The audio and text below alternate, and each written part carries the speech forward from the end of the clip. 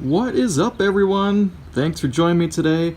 I wanted to do a quick lawn video update for spring of 2020. It is middle of April, and a few of you were asking about my seeding process and how the grass is looking. You can see here, this is the section on my side of the driveway that I didn't do anything to last year. A lot of dead stuff, not very good color, kind of boring looking if you ask me. This is where all the business happened. Look at that. I mean, there's clearly some color difference there. I do have quite a few more bare spots that I need to fill in. You saw my last video about doing some patch seeding. I don't think I've got any germination yet that I'm seeing. So these areas didn't take yet, but it's been a little bit cold since I threw that seed down, so it hasn't germinated yet, it looks like. So we'll give it some more time. Color's looking good. It's a little patchy. Very windy out here, so I apologize for the wind noise. I'll try to get around the corner here. So some of the older grass that was there before is the lighter green stuff, and the Kentucky bluegrass that I seeded with that took over, that is the darker color. So you can see it's not really well blended yet. It's patchy, so I'm hoping if I give it a few shots of nitrogen and keep it mowed short and mowed often, that it eventually starts evening out and spreading. I'll show you my flowers. Things are coming in nicely over here. They're just starting to pop up here. This is some dead stuff from last year. Look at that. That's how early we are in the spring yet. We don't have any flowers really coming up, just barely popping. The south side of my lawn is looking the best. Except for my quack grass. That needs to die. It came back with a vengeance, this stuff. This nasty, ugly grass, I'm going to nuke that. Ugh. Why won't you die? I killed it like 3 times with glyphosate. This is probably my best patch right along the south side of the house here. It gets plenty of sun, plenty of warmth. Eventually the whole lawn is gonna look like this. Thick, green, healthy Kentucky bluegrass. Enjoy that shot.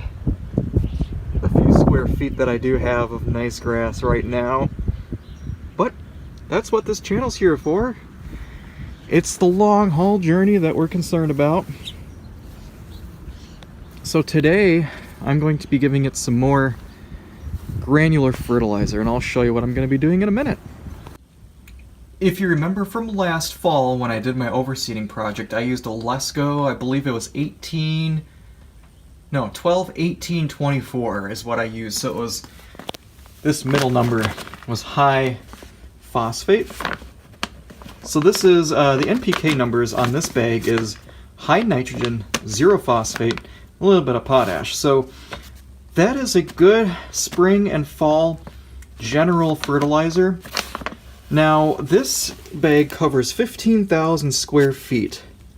And it does have iron, which is good. So like the Malorganite, you get that nice dark emerald green from the iron in there. This also has iron in granulated form. So if we look at the analysis here, this will do, I believe it was 0.8 pounds, yeah, right here. At the rotary setting of 5 on the Scott spreader or whatever, you're applying 0.8 pounds of nitrogen per 1,000 square feet at the bag rate. Now that is going to be this bag covering 15,000 square feet, 24%. So some of you guys like to do some math and say, oh, 24% nitrogen, divide that by whatever to get your pounds on the ground or whatever. I do this a little more loose. Since I want to only do a half bag, I did a half rate app. I want 0.4 pounds of nitrogen per 1,000 square feet. So I just put half the bag in there. But because I've got 10,000 square feet instead of 15, the actual math,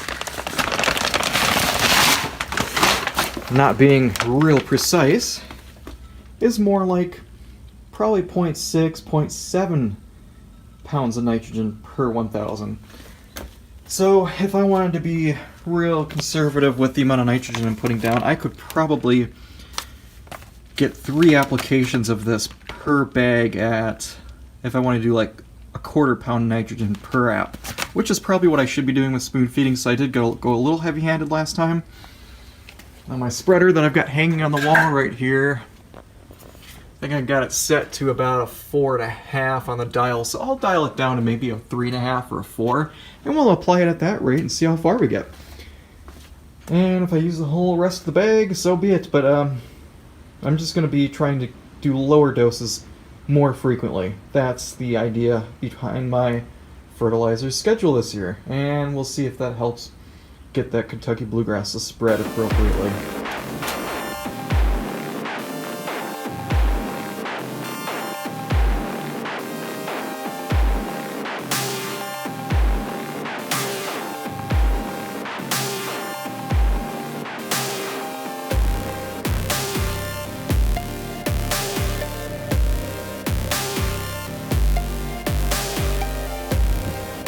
Did about 2/3 of the front yard, and this one hopper will hold enough granules for about 1/3 of the bag, I noticed.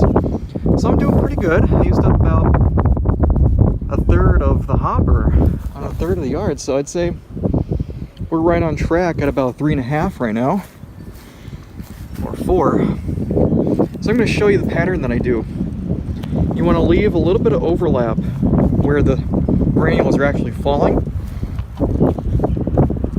but you don't want to overlap too much that you put too much down. So I did the edges first with that edge guard. So now I'm going to go over from the edge a little bit from where it was putting the granules down, and I'll show you if you can see those granules come out.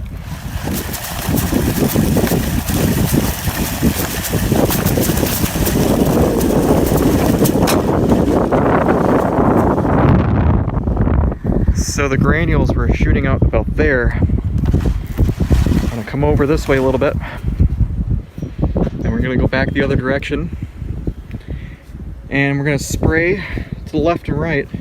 To the left, just overlapping where it was spraying, coming this direction.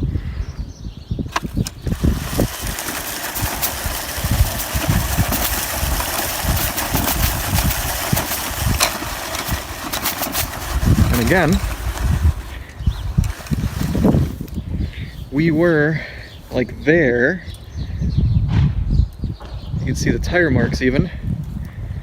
So I'm like, what, maybe 6 feet away, because when I was coming this direction, it was throwing the granules to about here.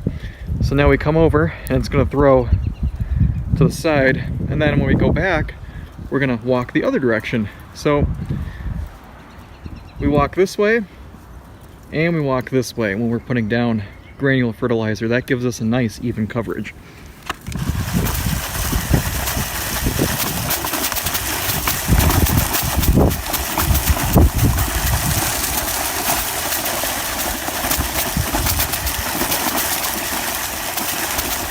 And that covers this section.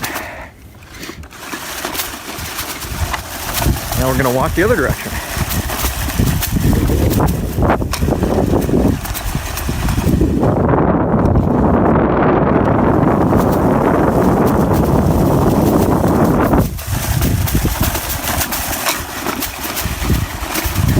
And one more pass should do it.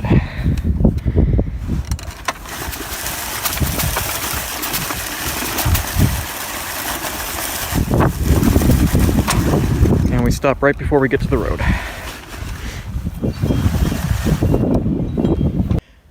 I'm gonna save the rest for when it stops raining. So guys, that was my quick and dirty spring fertilization application procedure for you with some quick and dirty math. So I am putting down about 1/3 of a bag per application, which is about 0.25 pounds of nitrogen per 1,000, which is right where I want to be for spoon feeding. Awesome.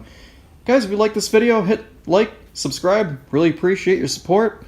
If you got any questions, leave them below. Until next time, thanks for watching.